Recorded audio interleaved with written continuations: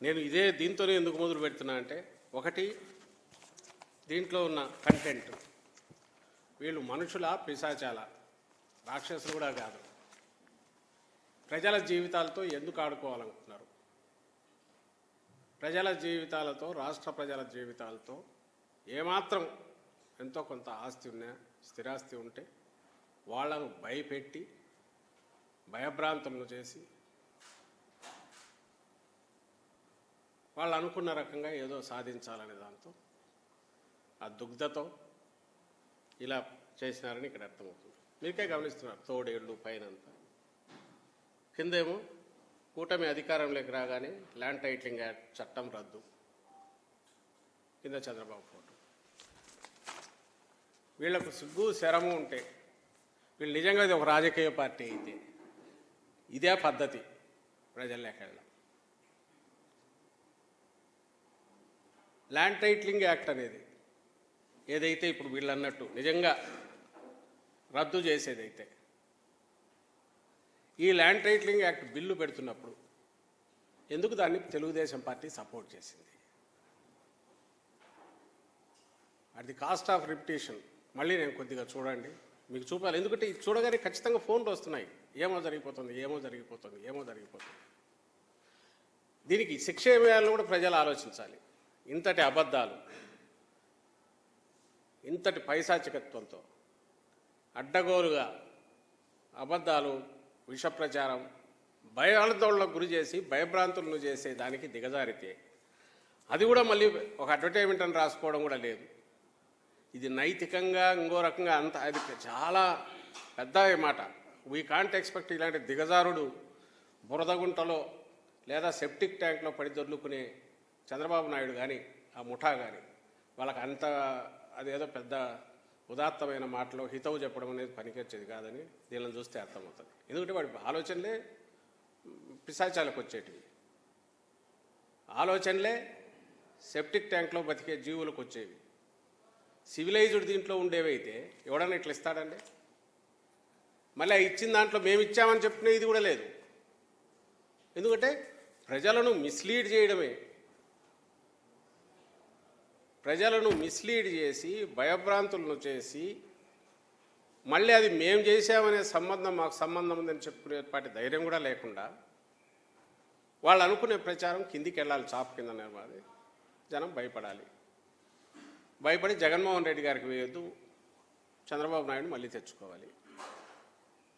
మరి అలాంటప్పుడు ఈ బిల్లు పెడుతున్నప్పుడు 2019 జూలై ఒకసారి పెట్టు, పయ్యావుల కేశవుడు పెట్టు, ఇది ది కాస్ట్ ఆఫ్ రిపిటేషన్ మొన్న చూపించాను, మళ్ళీ చూపిస్తాను.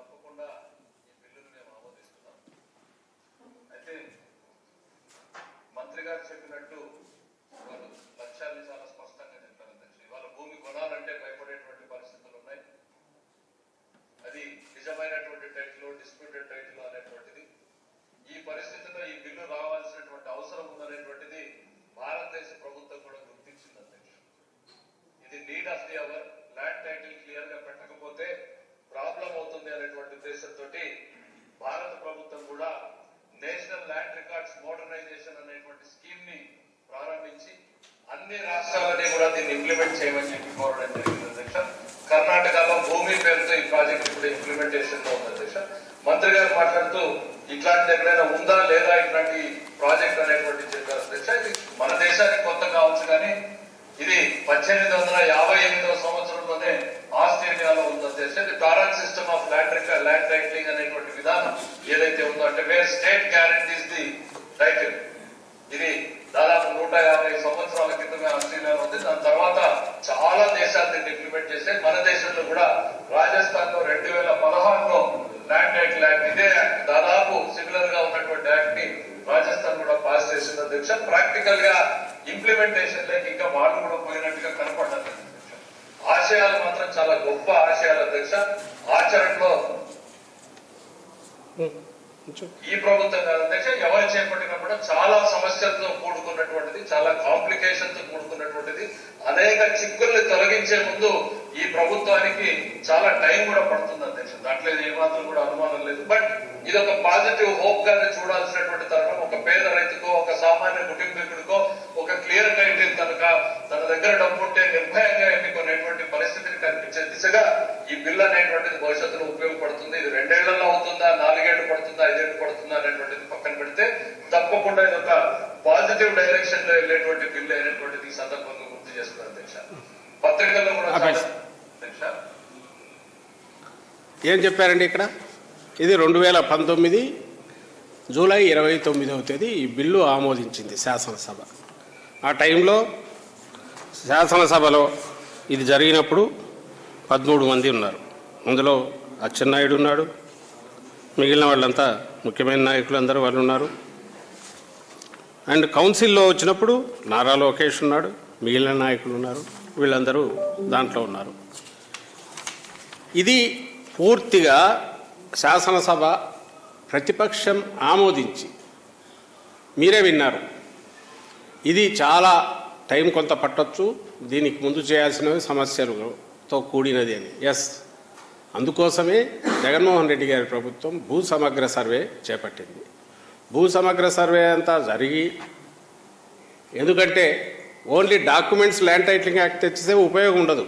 ల్యాండ్ ఒకరి చేతిలో ఉంటుంది, ఇది ఇంకొకరి చేతిలో ఉంటుంది. ముందు ఓనర్ను ఫిక్స్ చేసుకుంటూ వచ్చి అది ఫైనలైజ్ అయ్యాక డిస్ప్యూట్స్ ఏమైనా ఉంటే దాన్ని కూడా సపరేట్ పెట్టి ఇవన్నీ అయిన తర్వాత ఫైనల్గా అంతా అయిపోయాక ల్యాండ్ టైటిలింగ్ యాక్ట్ వస్తే దానికి ఏదైతే ఆ యాక్ట్ దేని మీద అయితే ఇచ్చేయాలనో ఆ భూములకు సంబంధించి ఒక స్పష్టమైన చిత్రం ఉంటుంది. కాబట్టి ఇంప్లిమెంటేషన్ అనేది షూర్గా సక్రమంగా పర్ఫెక్ట్గా జరుగుతుంది. ఓనర్కు పూర్తి దాని మీద రైట్ ఉంటుంది. అక్కడి నుంచి జరిగే ప్రతి డివిజను, సబ్ డివిజన్లన్నీ కూడా దాంట్లో రికార్డ్ అవుతుంటాయి. ఇదే ఆలోచన.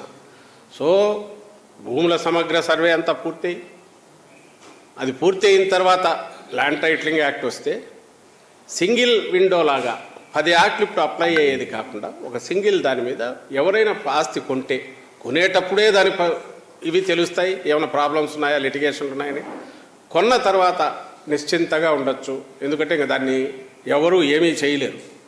ఇప్పుడు మాదిరి ఇప్పుడు ఒక రికార్డులో ఒకటి ఉండి ఇంకో దగ్గర రిజిస్ట్రేషన్ చేయడానికి వీలుగా ఎంఆర్ఓ ఆఫీస్లో ఒకటి ఉండి, కింద అడంగల్లో ఒకటి ఉండి, పైన రిజిస్ట్రేషన్ ఇంకో పేరు మీద డబుల్ రిజిస్ట్రేషన్, ట్రిపుల్ రిజిస్ట్రేషన్, దీనికి స్కోప్ ఉండదు.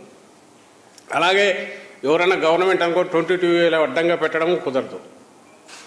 అన్నిటికంటే ముఖ్యంగా ఇన్ కేస్ వన్స్ ఫైనలైజ్ అయినాక ఈ ల్యాండ్ టైటిలింగ్ యాక్ట్ అప్లై అయ్యి ఇది గవర్నమెంట్ ఇచ్చే పూచీ, ఇప్పుడు ఉండేదానికి గవర్నమెంట్ పూచీ లేదు. ఇప్పుడు మనం